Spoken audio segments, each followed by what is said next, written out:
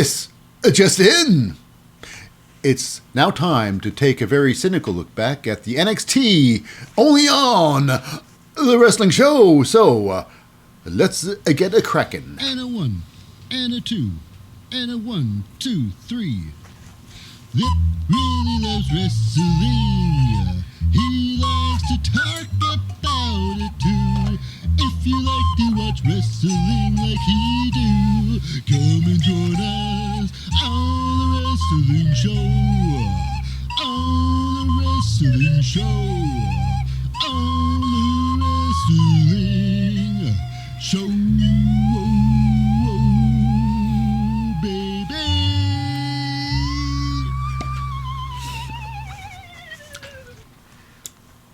Well, welcome to All Wrestling Show.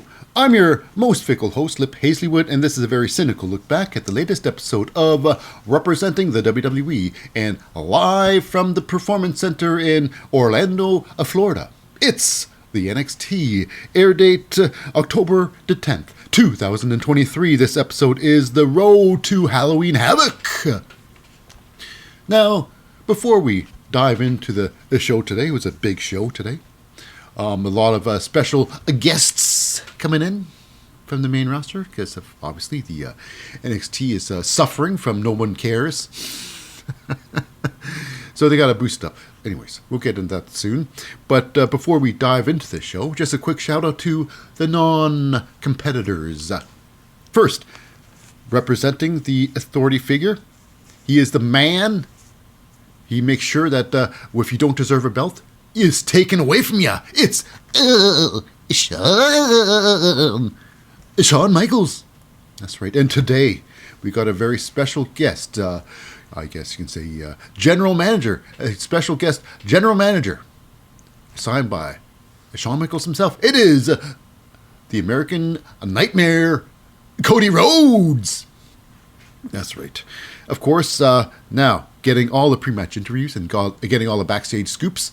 It is Mackenzie Mitchell heading into the ring, letting everybody know who is about to fight and results of such matches. We got ourselves Alicia Taylor, and last but certainly not least, it's the commentary crew, the play-by-play guys, the hosts, and I even call them the narrators of the whole damn show. They are the team of, now he is a two-time Hall of Famer.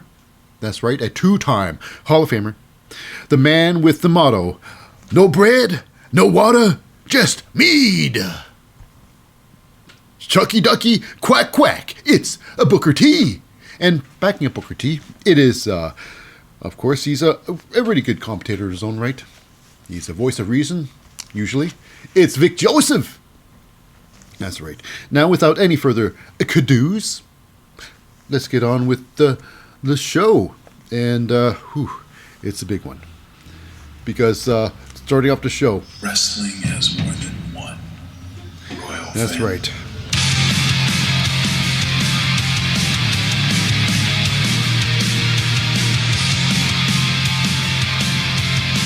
Yes, all the way from Monday Night Raw to NXT. I got a rumbling in my bowels, and I think I'm gonna blow.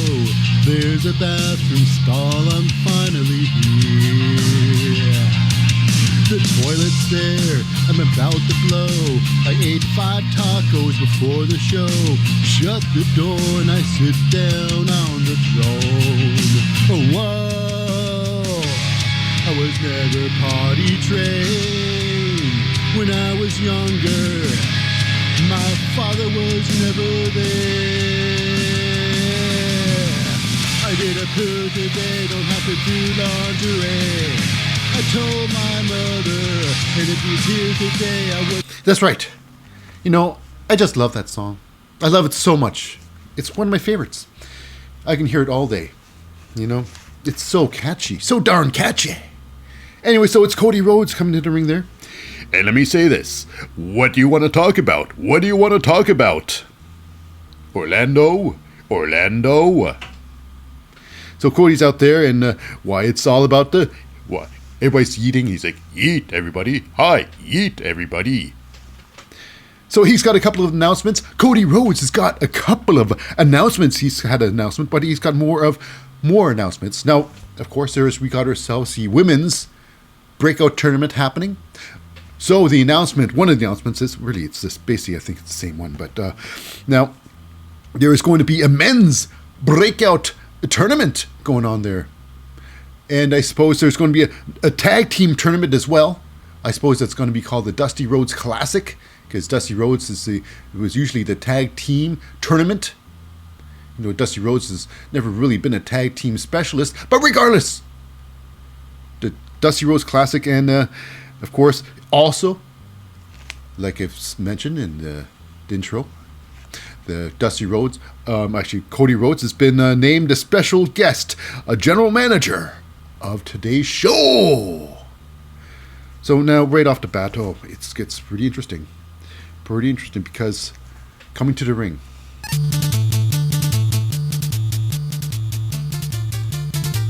that's right, your NXT World Champion, Ilja the Mad Dragon Dragonov. That's right, Ilja Dragonov comes to the ring there, and you think he's all breathing fire. Oh, what are you doing here? But no, it's not the truth at all. As a matter of fact, there's nothing but love between Dragonov and Cody. Dragonov appreciates and respects Cody for all his what he's done for the business, and his his what's that? You can call it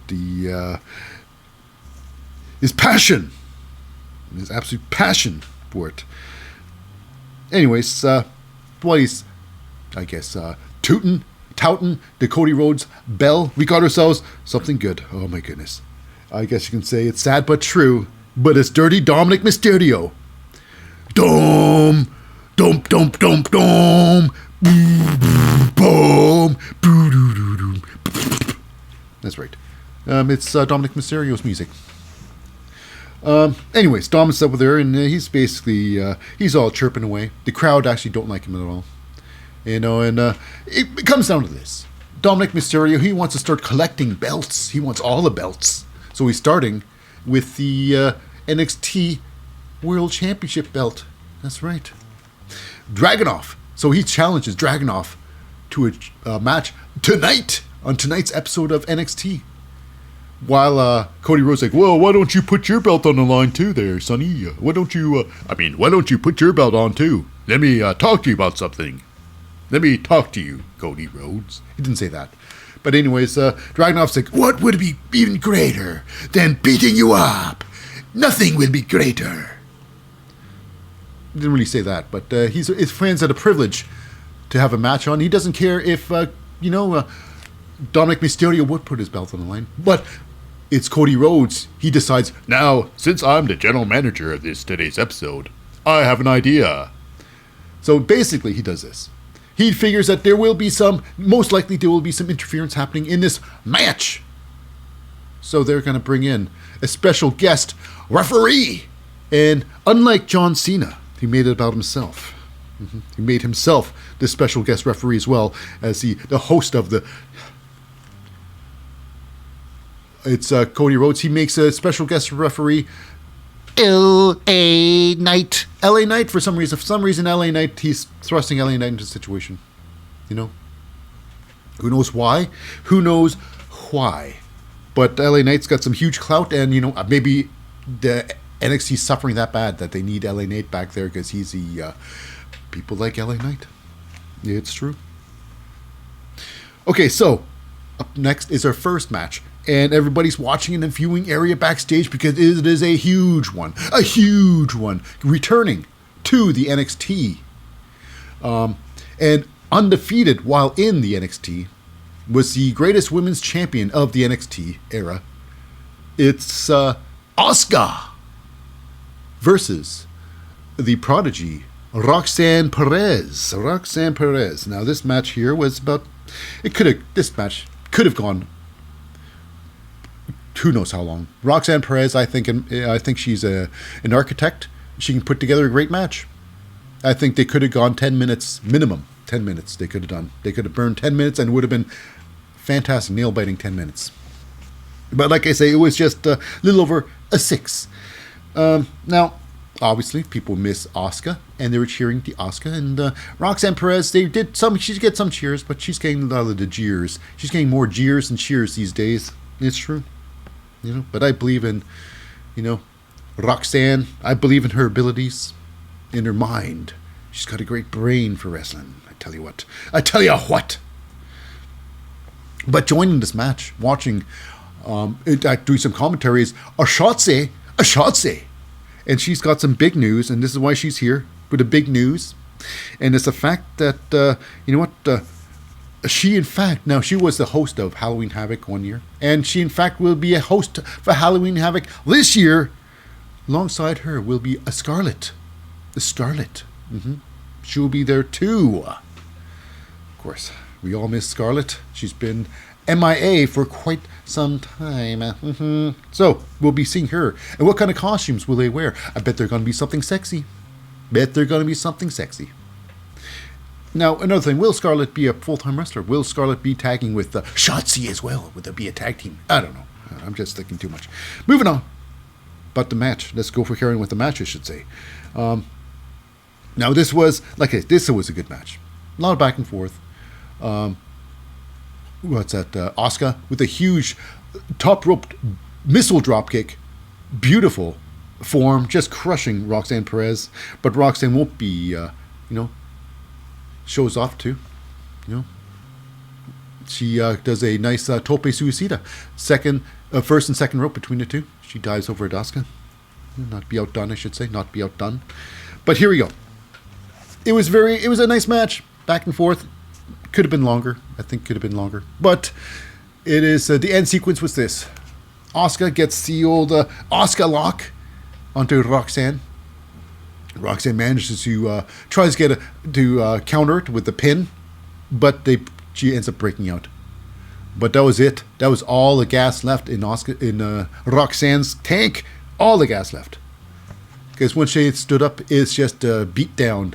She got punched, she got kicked in the face, and she got brutalized with a spin kick. Nice spin kick to the face. Wacko!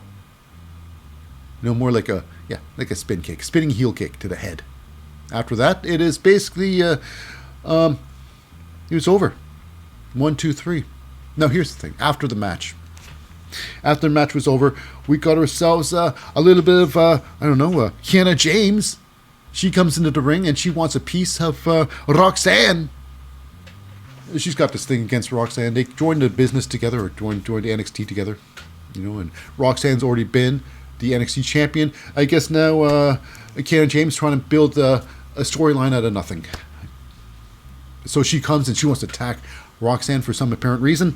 Jealousy, who knows. But it is Shotzi. She comes in the ring there and protects old Roxanne. She falls with a knee to the face and then follows suit with a massive, a DDT. She grabs the leg and she DDTs the hell out of Kiana James. After that, we got ourselves our next match. It is interesting. It's a match. It's a match. It's a 6-man pub rules match. It's called. It's a tornado rules. So tag ropes aren't necessary. Don't worry about tag ropes because there are no tag ropes. There's not a 1-on-1. It's 3-on-3. And this one is of course, the pub rules match, which pretty much means it's the same thing as a Viking rules match. Maybe, I don't know if there's you can't pin anybody anywhere. So there's slight variations with the rules, but it's no disqualification basically. And the whole ring set up like a little pub. You got yourself a table set up there with some, some snacks on it. You got like dartboard and a whole bunch of stuff there around the ring. You have all the sort of weapons of war, so to speak. It was a lot of fun. This was lots of fun. This was a bunch of adult men playing slap ass in the ring. That's basically what it was. We had Butch grabbing on the dartboard. He gets old Joe Coffey, his taped up hands, and he jammed one of the darts through the tape of his fingers. Oh, some deadly stuff. Deadly stuff. But Early on in the match, we got a triple 3-on-1 team, a 3-on-1 team, a full Gallus. Now, did I mention it was who was fighting this triple threat match? By the way, before we carry on any further, it is the new Brawling Brutes, I suppose you can call them, the Brawling Brutes 2.0. It's Ridge Holland, Butch, and Tyler Bate versus the Gallus boys of Joe Coffey, Marcus Coffey, and Wolfgang. Now, the Gallus, they got Butch up and powered the 3-man powerbomb, threw him through the table. That's right, outside table setup. It's dunsies. All those snacks, they're on the ground. Do you want ground snacks? I don't think so. Anyways, it was a lot of fun. You know, they all had one time in the side of the ring, all 6 of them, and they were like, "Oh, let's go!" like they usually do. You know, one of these big matches when they all get face to face to face to face. This time, face to face. But it gets really interesting and fun because they got these lot of tangent things they do, and one of is a sequenced airplane spin. Whoo! We got ourselves Tyler Bate and Ridge Holland with this doing the airplane spins in there with the Gallus brothers. You know, anyways. And then after that, it gets even better, where we get the Brawling Brutes. They have the 10 beats of the Balor. The 10 beats of the Finn Balor. And they have all the Gallus set around the ring there. And you got yourself a nice shot. All of them doing it at once. It was so funny. It was hilarious. The crowd was right into it. Yay, this is fun. It was a lot of fun. And they had, they all knew the bop and bang. That's right. Tyler Bate, he throws up a hand, it's a bop, and then his other hand is a pop in the face. He does it all the time. People should know it by now. But then they all do it. Hey, look at my fist, and then my other fist will punch you in the face. It was hilarious. It was great. It was all good fun. Good fun. And then from good fun, it's like, what just happened? What just happened? Did they just see a remake of the Top Dollar, Flop Father? The old Tope Nope? It's supposed to be Tope Suicida, but it becomes a nope. It's Wolfgang. He dumps out a bunch of guys out the ring there. The entirety of the Butch, Ridge, and Tyler Bate outside the ring there. And he goes for a Tope Suicida over the top rope. Now, these things are scary. Top rope Tope Suicida, it is the scariest. It is the most technically complicated tope out there. High risk, scary, complicated. That is the, perfect storm of anything bad can happen. And it happened to Wolfgang. He jumps over the top. He clears the top rope, surprisingly. But then he grabs the top rope, and he grabs his shirt, and his shirt is grabbed on top rope too. And then instead of falling onto letting his opponents catch him while he goes down, he lost trust. No trust. So when he grabs onto the ropes, and then he flips around and he cracks his back on the back of the on the side of the apron. It was messy. It was laughable. It's like, what are you doing? If you're gonna do a Topo Suicida, you don't chicken out. You know, you understand it's a scary, scary move to do. You know, and you gotta go all out.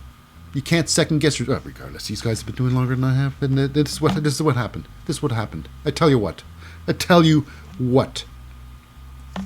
Anyways, the match goes on, and we have Joe Coffey with the most interesting move I've ever seen. He gets Tyler Bates on his set up for a tombstone pile driver, you know, upside down and facing out, holding there, shoulders on his knees. He bends down and he gets like a Boston crab. Tries a Boston crab on it. This is the most silliest thing I've ever seen. You know, it is like, what? They're trying something new, and it looked stupid, absolutely stupid. It's like, really? I would like to see this actually happen in real life. It will never happen because it's a nonsense move. Anyways, Ridge Holland breaks that up with a pool stick, smashes across Joe Coffey's back, and the pool stick breaks in half, almost smashing the referee right in the face with it. It was hilarious. And then another one. They all get together into the ring, all 6 of them, and it's like a triple submission hold. It is so sad. Each one of the Brawling Brutes taking Gallus Boy down with the submission hold. They all broke out of it. It was, this was tough. This was a tough one to get through, I tell you. So the end sequence is this. Finally, It's a galus on top of things. The table is set up in the ring there. Joe Coffey nails Butch and lays him on top of the table. Goes outside the ring, grabs a pint of beer, climbs back in the ring, takes a couple of swigs of the beer, then pours some on Butch for some reason. Pours it on Butch. Here we go. And this is where it gets absolutely nonsense. I don't know why they even bothered using this dumb prop, because you know he's a prop. Because he raises that glass. He's about to bash Butch within the face with it. And then Tyler Bate comes in there and grabs that glass. And you know this is where it's a prop. Because the glass shatters. Because it's just made of sugar. And I'm sure Booker T just filled it up just before he came down there. Because you can't have beer in there the whole time. Because sugar glass is just made of sugar. It would just melt away. So Tyler Bate grabs that sugar glass, it smashes, and then he takes what's left of the sugar glass, and it's so nonsense. So much nonsense. Joe Coffey then gets triple powerbomb through the table. 1, 2, 3, it's over. That nonsense is done for. Thank goodness. 11 minutes and 50, almost 12 minutes of that. I thought it was nonsense, but a lot of people there really thought it was fun. This is fun. Anyways, moving on, we go backstage with Mackenzie Mitchell with some Lyra Valkyria with her upcoming match in the Halloween Havoc. Her big opportunity for NXT Gold. So basically, what is the significance of this match? Before she can answer, we got Tegan Knox coming in there. Tegan Knox, coming in there. And she's like, well, I congratulate you, but I've got some bad news for you. You gotta have to put your match on hold for me. So it's like, what? Put my match on hold for you? It's like, yeah. It's like I came so close to winning. I deserve another match. One more try. And Larry's like, are you kidding me? I worked my whole life for this opportunity. I'm not gonna take a seat backwards. No, sirree, Bob. Nobody is getting it in my way to the top to Becky Lynch. And you got a last look of Tegan Knox's sad face. Boo.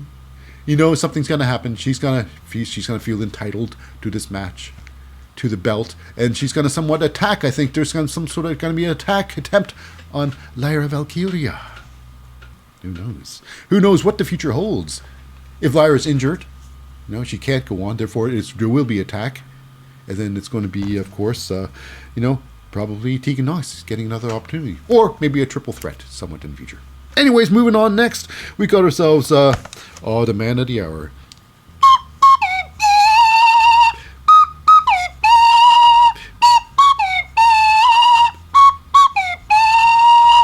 That's right. I'll do that forever because it's that damn fun. It's John Cena in the ring there. He goes in the ring there. He's got, I guess he's got a special thing with, Carmelo Hayes. He's going to be his corner man, so I guess he's got to gaslight the crowd right now. He goes out there and he just gaslights the crowd. He gets them all excited, and fills them with expositions, with the show's expositions, what happened in the show, whatnot. So, yeah. And then he talks about, this is the hottest place. This is the hottest place. It's not the future, it is the now. Because everybody wants to be here from Raw and SmackDown. Because they got to be there, because apparently I think NXT is suffering so bad, they need to have some star power. They don't have enough star power, so John Cena's there.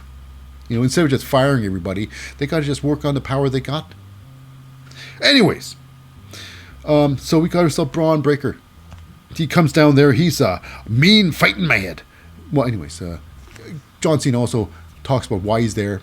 It's Carmelo Hayes, call him, he respects Carmelo Hayes. But then Braun Breaker comes in the ring there. And he's saying that, hey, nobody's here to see you. They're here to see me. Yeah. Yeah, everybody's like, Breaker sucks. Braun sucks. So yeah, Braun's not liked too much. He's the heel, but Braun Breaker, he is one hell of a talent. One hell of a talent. But he's seeing his fair share of losses right now. Anyways, it comes down to this. John Cena is like, you know what? You know what your weakness is? This is your weaknesses. With that, your attitude. So I guess he's got to look for an attitude adjustment. And they say, you've got no respect. So here we go. I'm gonna wish you I'm gonna respectfully wish you good luck, Braun. on your match tonight. And he puts out his hand. Shake my hand, sucker! Doing a power move. John Cena. I'm a better man than you. Shake my hand. Really? Braun's like, really? That's what you're gonna do? You're gonna do the power play here, huh? So when Braun Breaker punches him in the face. Sorry, sucker! Punch in the face. But, John Cena didn't lie down there. Unfortunately. John Cena tries to get the AA. Nothing happens. Braun Breaker leaves without any incident. Moving on. We go backstage. And, of course, this is Cody Rhodes with the tag team champions. Tony D'Angelo and Channing Stacks Lorenzo. And they're looking for new challengers. So, I guess Tony D'Angelo, he starts explaining what he wants.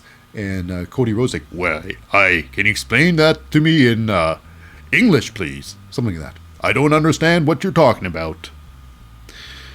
So Channing Stacks Lorenzo prints it out in better English.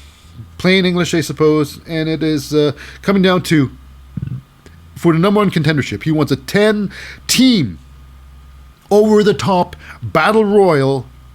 One person goes out. Your teammate is automatically out until the last two teams, which will turn into a one-on-one match for the number one contendership.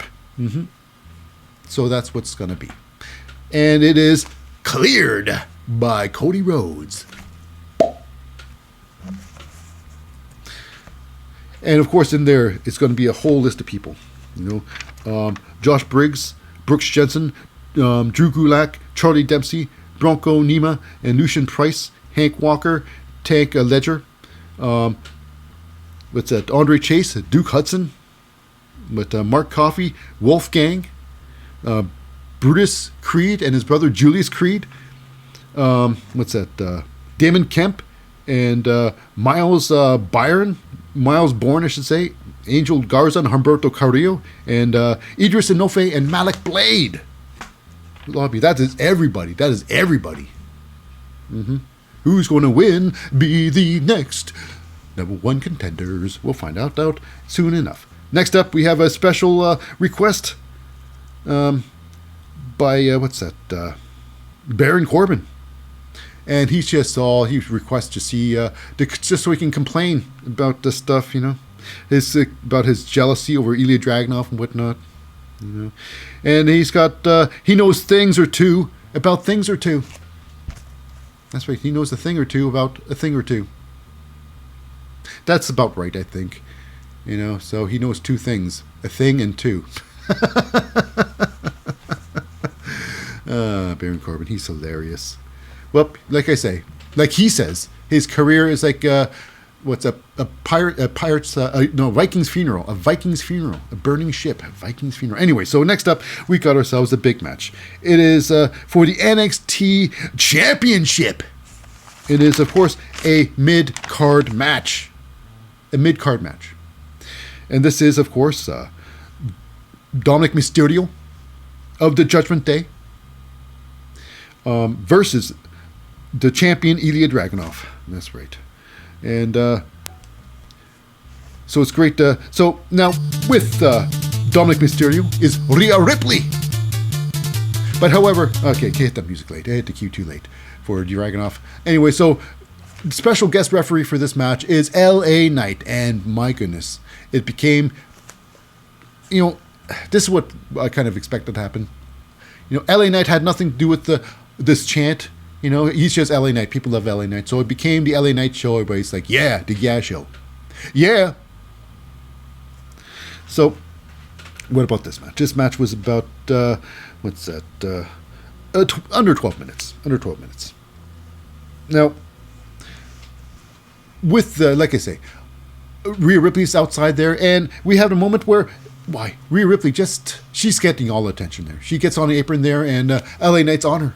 The first time she gets on the apron there, Dominic Mysterio took over by putting his thumbs in Ilja Dragunov's eye.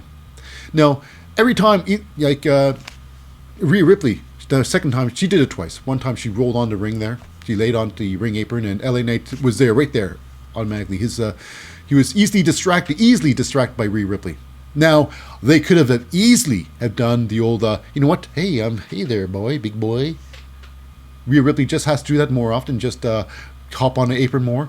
And LA Knight would just turn his head, and Dominic Mysterio just has to do more cheating. That would have easily got his way there, but that was all the cheating he did with just a poke in the eye. Just a poke in the eye. Poke in the eye!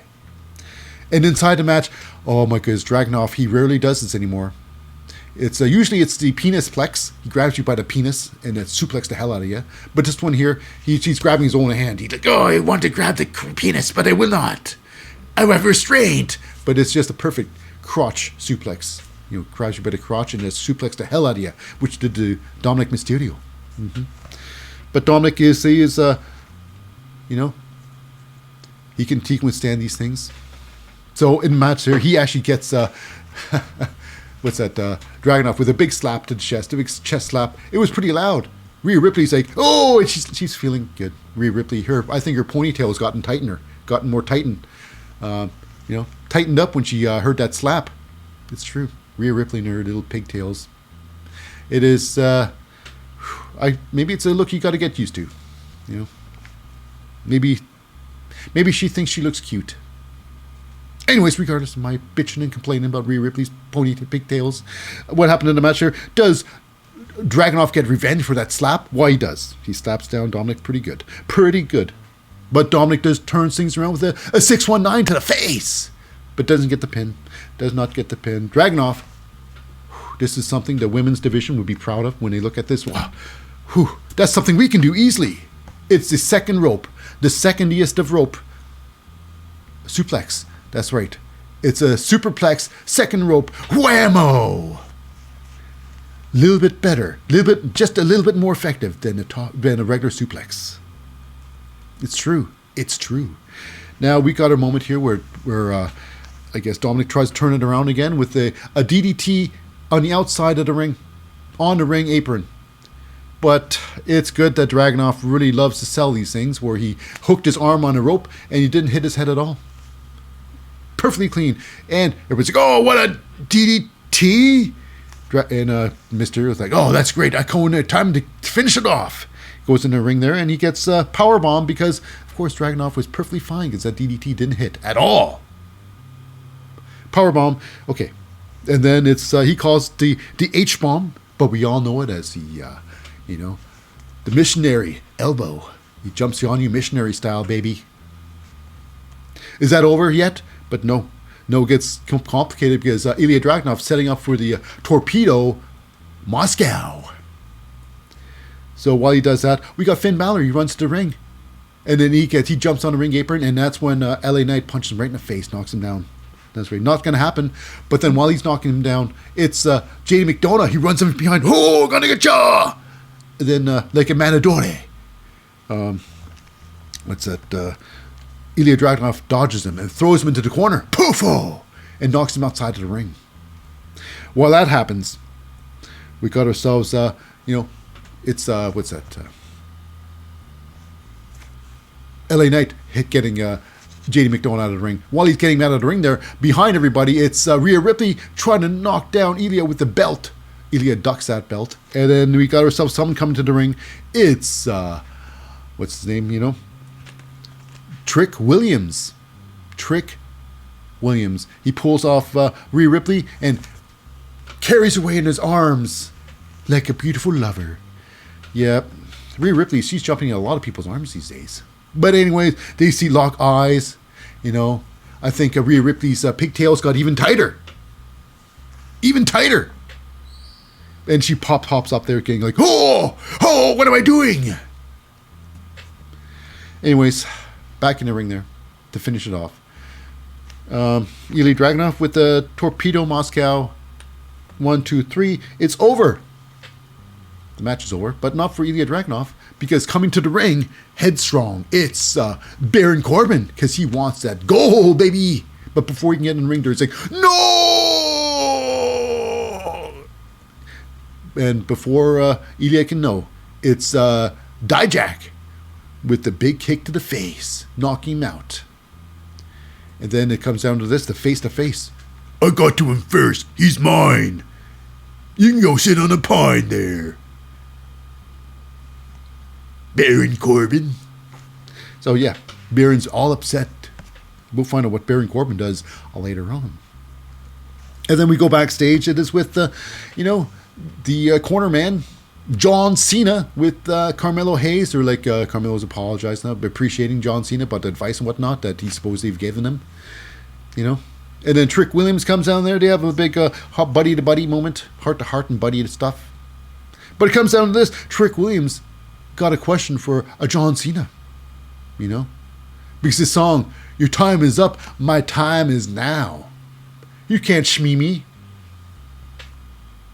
That's right, I said shmee me.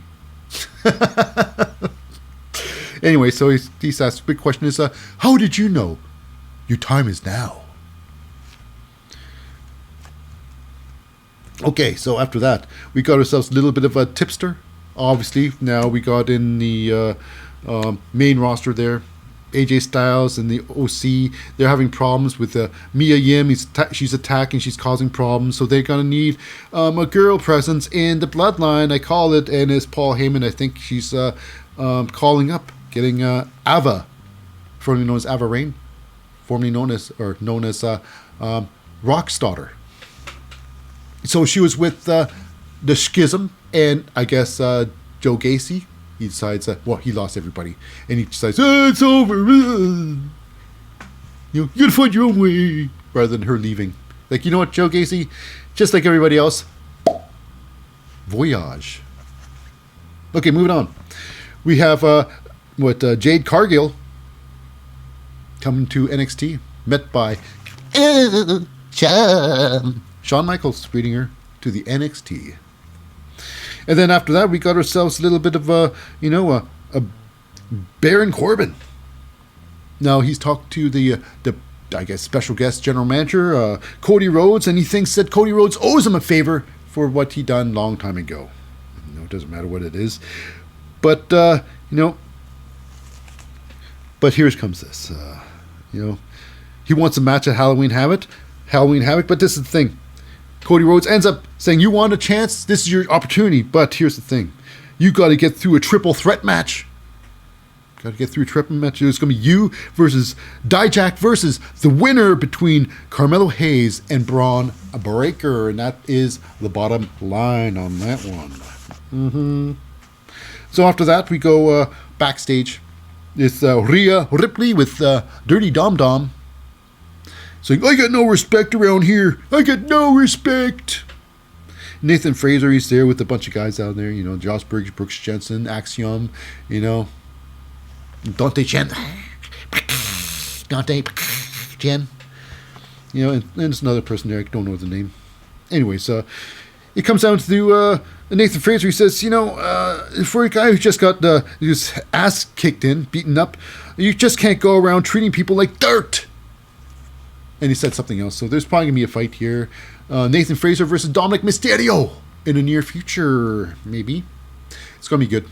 Nathan Fraser is quite the athlete. Dominic Mysterio, future Hall of Famer. Now, moving on to our next match. It is a huge...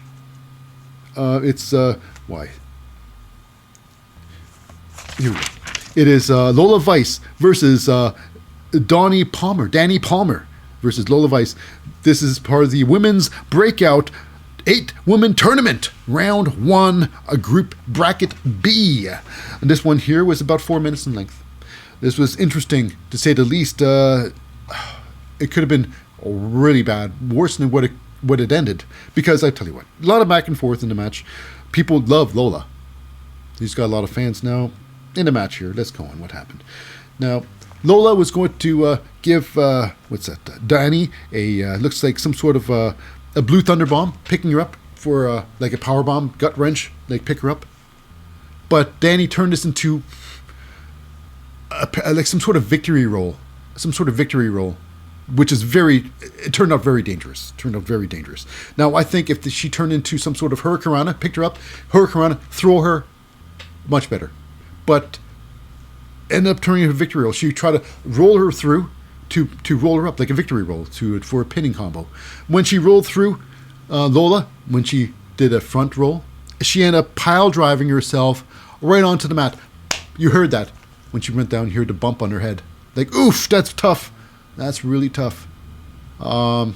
She's Obviously, her adrenaline's going now. She hasn't felt the injury, but I'm pretty sure this is going to be significant. It's going to be something, bruise or something. Maybe at least this is a bruise. I don't know, but it's she landed directly on top of her head, which is pretty bad. Now, Lola does get everything back. They do a running sequence across the ropes there. Danny Palmer goes for a leap over, and then she gets kicked right in the crotch by Lola Vice. Nope, that's it. Crotch kick. Pow! Lola turns things around a little bit, and she gets Lola into the corner. Danny Palmer does her somersault thing, does a front walkover to a scorpion kick. She does a handstand in front of somebody, and she leans her feet backwards, and it's weird. It's a move that I don't know if it'll ever work. It does work, but does it look good? Does it really work? I don't know. Anyways, Danny Palmer with a Phoenix Splash attempt. She goes to the top rope. The spinning, the twisting, corkscrew. It is a beautiful little splash. I don't think any woman does it right now in the NXT. If anybody else would do it, would be Sol Ruka, but she's out with injury. It must be really bad because she's been out for a long time. So Danny Palmer misses with that. They scuffle some more. Danny Palmer gets caught in the triangle choke. The triangle. Danny Palmer tries to break out of it by turning it around with a pin. Lola kicks out of it. Danny Palmer, they fight a little bit more. Danny Palmer tries to get double knees, but ends up with, she gets spin kick to the head by Lola Vice. Lola gets a big victory, moving on to the second round. So there's a lot more people coming. Next week, I believe it's going to be Ariana Grace versus Jakira Jackson. Moving on. We got ourselves some Chase U, a session in, Chase U in session. Talking about stuff about Halloween Havoc, whatnot, doesn't matter. So Thea Hale decides to show up. It's, what are you doing here? I'm only here because, JC Jane, I'm not going to, she wants JC Jane to be part of the Chase U. And if she doesn't let JC Jane in there, she's not coming either. So, yeah, that's a thing. So Andre Chase said, okay, fine then. She can be in there. So is JC Jane really using Thea Hale as clout to get into Chase U, to eventually take over, or just be a student? Who knows? So they sit down and they start, causing a ruckus. I don't know. They start doing their own thing, not listening to class. They're watching their own phone there, Andre Chase gets all pissed off. He takes someone else's phone and he trashes it. And only to find out that, yes, they are one of the teams that's going to be going on to the, what's that? They call it the Bada Bing, Bada Boom, what's that? Royal Rumble. The Battle Royal.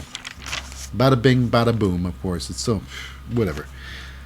Okay, moving on. We go backstage with Braun Breaker with Paul Heyman. Talking about the greatness of Braun Breaker. And Braun's like, I'm going to break anybody who's in my way. And Paul Heyman calls up the tribal chief. We got a live one here. Next up, we got ourselves a little bit of a, we all knew him as Brian Pillman Jr. Brian Pillman Jr. So that's right. He's coming to the NXT. But he will not be called Brian Pillman Jr. He will not be named after his dad, who is never there for him. Never there. I mean, he's just like, Dominic Mysterio. But Dominic kept his dad's last name. Anyways, he's going to take the name that the person who raised him. And that is, what's a king. So he's now being called Lexus a King. Lexus King. Is Alexis on Fire going to be his theme music? Who knows? Probably not. Now, next up, we go backstage. It is the ass-kissing ceremony of Asuka. She goes there. We got a bunch of people coming in to try and kiss her butt. We got Kiana James going there. Oh, thank goodness if you weren't there. With your help, I made it easier to kick Roxanne Perez's. Okay, well, anyways. Blair Davenport's in there. She's using her best Japanese to kiss ass. And then Fallon Henley shows up there. They talk to Asuka, and then Tiffany Stratton walks right in the front. It's hilarious. It's hilarious. Talk to former champ, But I guess Fallon Henley thinks this is very rude indeed. And they have a face-to-face, so this is going to be something too. Fallon Henley versus one of the greatest out there. It's Tiffany Stratton. And I'm pretty sure Tiffany Stratton's going to pull out another victory because she is that damn good. I'm glad she's not injured, like really injured, you know. Okay, next up, we got ourselves a little bit of the... in the ringer with their final match. It's a match of the night. It is the main event match. It is, of course, Carmelo Hayes versus Braun Breaker 2. This is their second time going at it. Of course, Carmelo Hayes beat Braun Breaker to become the champion, I believe. That's how it went. Now, in this match here, we've got ourselves John Cena and Paul Heyman in the match, backing each corner of one of their wrestler, I suppose. Carmelo Hayes has John Cena, Braun Breaker with, Paul Heyman. Now, the match was about a little under 13 minutes. It was a lot of fun. It wasn't a match of the night. It was just a lot of fun, Braun Breaker got the old Carmelo Hayes down and said, "You can't see me. Get that, John Cena. And it bit him in his ass because Carmelo Hayes kicked him in the face. Now, we got ourselves an interesting move. Braun Breaker went for a suplex off the second rope, but thought, he got kicked off there. And he jumped back off the top rope to do a move. I'm not sure what exactly move was supposed to be, but they ended up falling off the ropes together. It's supposed to be it was a mistake move. I don't know what it was. It was confusing. And they said, it's some sort of face plant, I think. And then we got our end sequence here. End sequence, fine. Let's go to the end sequence because this match wasn't really about the match itself. It's about what happens around the match. Now, Braun Breaker, he's waiting there outside there. Carmelo Hayes climbs the top rope. He goes through some sort of move. He gets caught, by a choke. He gets picked up over top with the press power slam. He gets press power slam. Carmelo Hayes rolls out of the ring there to the ramp area. Braun Breaker rolls out after him, picks up the steel steps. He wants to crush Carmelo Hayes with the steel steps. Unfortunately, we got ourselves, John Cena. He runs out there and saves the day. He pulls the steps away from Braun Breaker. The referee's out there having a conversation with Paul Heyman. Paul Heyman's just watching intently what's going on. But it's the referee. He can see everything. He can see what John Cena, with his highest of high kicks. John Cena really outdoes himself. He kicks, Braun Breaker right in the shins. Actually, more like the calf. Not near the calf. I think more the knee area. The knee area of Braun Breaker. And the referee's like, maybe I didn't see that. And then it's Solo Sikoa runs in there. Solo Sikoa. He gets hit in the head with the stairs, and they end up taking a fight to the back. And with Solo Sikoa, I suppose, what does Paul Heyman's got to be there now? So Paul Heyman takes off with Solo Sikoa. Leaves Braun Breaker out there. It's like, really? And then after that, they're outside there. Final sequence.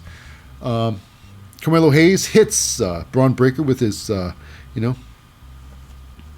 ricochet recoil. The recoil, the face buster. Throws Braun Breaker into the ring. Follows up with nothing but net, the top rope leg drop to the back of Braun Breaker's head, and winning the match. Moving on to the triple threat match next week. So it's going to be it's going to be Carmelo Hayes versus, Baron Corbin versus, Dijak for the number one contendership. It's true. That's true. But after the match is over, it gets bad for Carmelo, because he stands up and he gets speared to holy hell out of by Braun Breaker. He's not done. He wants revenge. He wants a good finish to the match. He wants the, So he takes out Carmelo Hayes, and he starts making a speech that, he might have won, but I am the baddest man out here. I'm the baddest man. And then you got, I'm a badass man, back and black. I'm a bing, bing, bing, bing, bing, bing, bing. That's right. It is, hey. It's the American Badass, the Undertaker, with his motorcycle.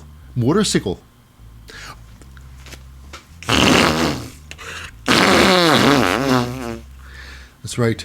Coming to the ring. He circles the ring there.